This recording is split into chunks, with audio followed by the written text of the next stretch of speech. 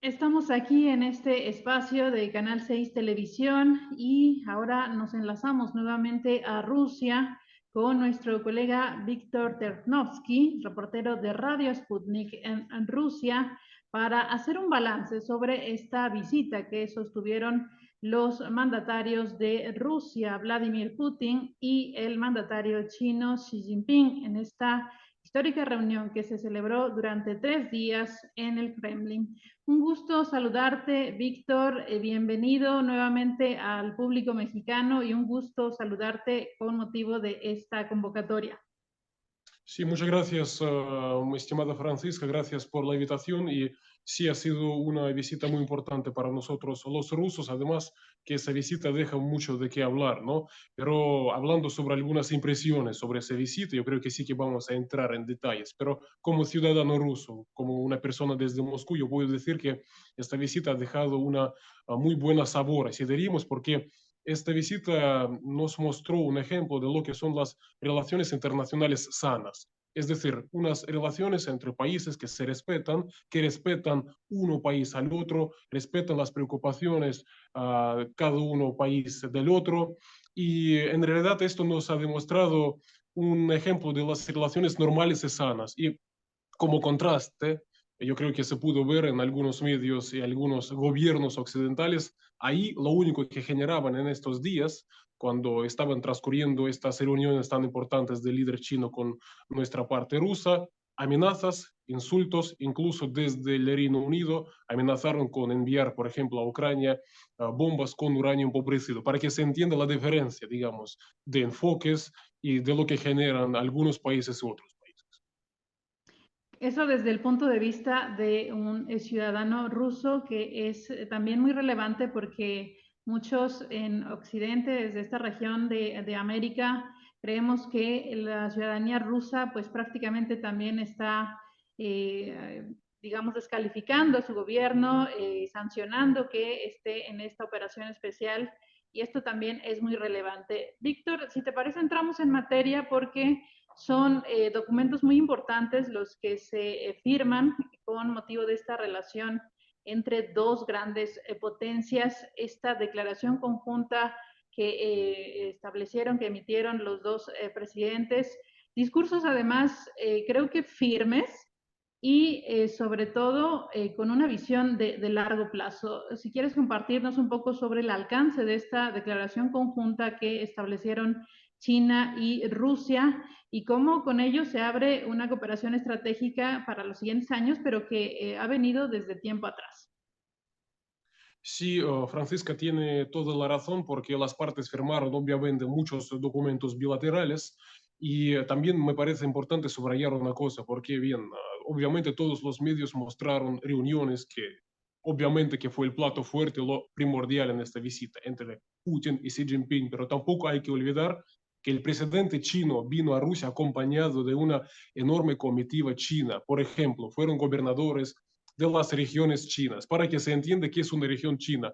Una región china puede ser una región con población, por ejemplo, de 140 millones de habitantes. Así que esta visita sirvió además para establecer lazos bien concretos y bien precisos entre diferentes regiones de Rusia, el país más grande del mundo, y regiones de China, donde cada región es prácticamente un país entero, para que se entienda la importancia de esa visita. Y sí se firmaron muchos documentos y para entender, digamos, los puntos clave de esta visita, me parece que hay un documento muy útil que es la declaración conjunta firmada por el presidente ruso Vladimir Putin y Xi Jinping. Ahí prácticamente ellos repasan detalladamente todos los temas abordados, todo lo firmado. En realidad es un documento bastante extenso, pero sí resaltar sus puntos clave, ¿no? Y yo primero diría lo siguiente, porque un poquito hablando sobre cómo presentaron los medios internacionales, los medios hegemónicos esta visita, como que están forjando su alianza, dos potencias autócratas, algo así, para amenazar al occidente colectivo, mientras que en realidad ambos líderes no dejaron de subrayar que las relaciones entre ambas naciones y su nuevo acercamiento, además que subrayaron que ahora mismo el nivel de las relaciones bilaterales es sin precedentes, que no está dirigido contra nadie, es simplemente unas relaciones sanas, unas relaciones que ojalá que tuvieran todas las naciones de este mundo, ¿no? Pero bien, ahora hablando sobre cuáles fueron los puntos clave en materia económica, ¿no? Obviamente que uno de los puntos clave fue la cooperación energética. Además que como China es, digamos, una enorme, digamos, potencia industrial, obviamente que necesita para esto energía. Y Rusia en ese sentido es un gran suministrador, además seguro, así que acordaron en ese sentido aumentar los suministros tanto de gas ruso, no solamente gas natural, sino también gas licuado natural, que también Rusia lo produce, sino también petróleo. Además, para que se entienda, algunos de los acuerdos, estos acuerdos comprenden el desarrollo de la cooperación en algunos ámbitos hasta el año 2030, por ejemplo. Es decir, que es una cooperación para décadas prácticamente la que se acordó en estos momentos. Así que energía, también, entre otros ámbitos que se puede resaltar que acordaron los partes, es la cooperación, por ejemplo, en materia tecnológica. Y también es una cooperación muy prometedora. ¿Por qué? Porque China, como en el buen sentido de la palabra, entre otras cosas, constituye además una fábrica, si diríamos, mundial, y Rusia también tiene sus tecnologías. Así que esa cooperación entre ambas partes puede ser muy prometedora y útil tanto para cada país, Rusia, China, como también para el resto del mundo en particular. También había o no faltaban aspectos políticos, obviamente, durante esta visita. Obviamente, se tocó el tema de la crisis de Ucrania y es absolutamente lógico y correcto. Entonces, China volvió a articular su postura sobre este conflicto y en realidad, para que se entienda, porque nuevamente la prensa hegemónica no permite entender cuál es el enfoque de China. Resumiendo el enfoque de China sobre ese conflicto, es el siguiente. China dice que la solución de ese conflicto, de la crisis de Ucrania, no pasa, por ejemplo, por la retirada rusa de Ucrania, tal y como, por ejemplo, exigen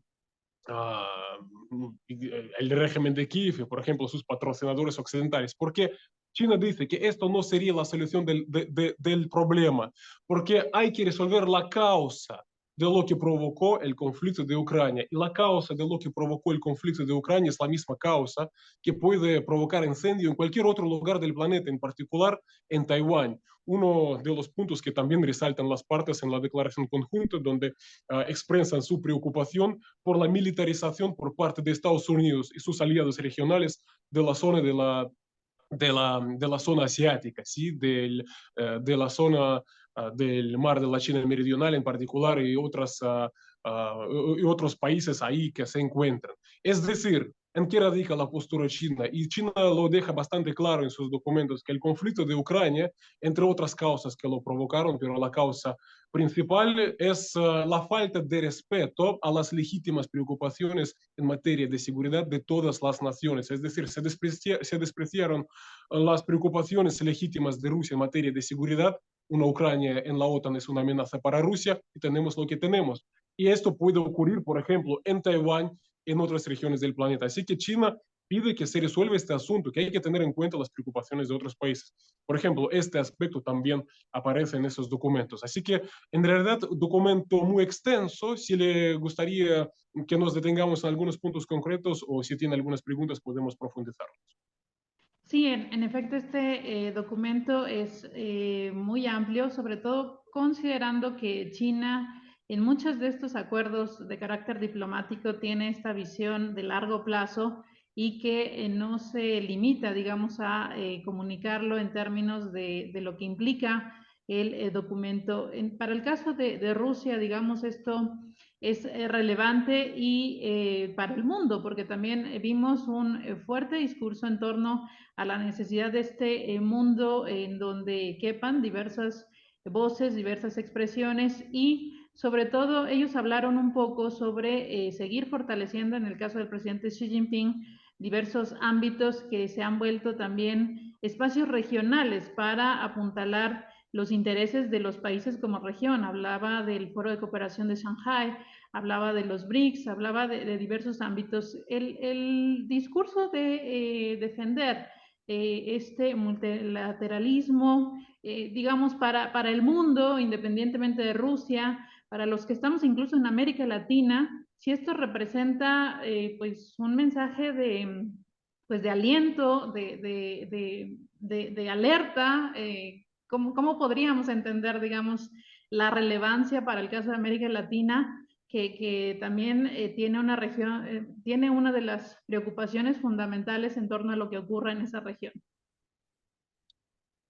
En realidad, América Latina, por muy lejos que parezca la región, tiene que ver directamente, por ejemplo, con esta visita del presidente chino a Rusia, porque tal como usted ha constatado absolutamente correctamente, entre los proyectos primordiales del gobierno chino se encuentra crear, por ejemplo, convertir este enorme espacio euroasiático en una zona de cooperación entre todos los países que habitan en ese espacio. De hecho, China está trabajando en unas rutas comerciales internacionales que no solamente pasen por los países de Eurasia, sino que también incluyan a países de otras regiones, de otros continentes, como por ejemplo América Latina. China quiere incluir en estos proyectos comerciales, de intercambios comerciales, de cooperación, prácticamente a todo el mundo. Y en ese sentido, China no deja de repetir y demostrar que cada país tiene que ofrecer, digamos, en ese sentido. Algunos países son ricos en algún tipo de recursos naturales, otros países son buenos productores o buenos a la hora de procesarlos.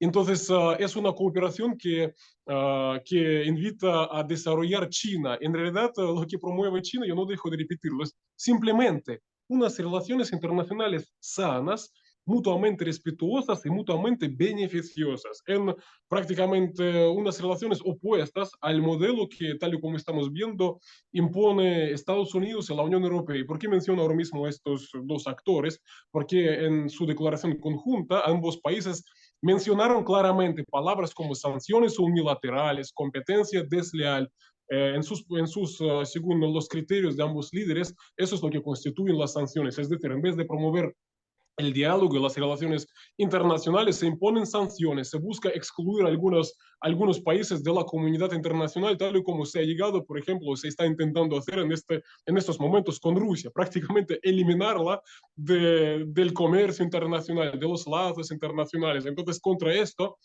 o mejor a esto, están oponiéndose ambas naciones.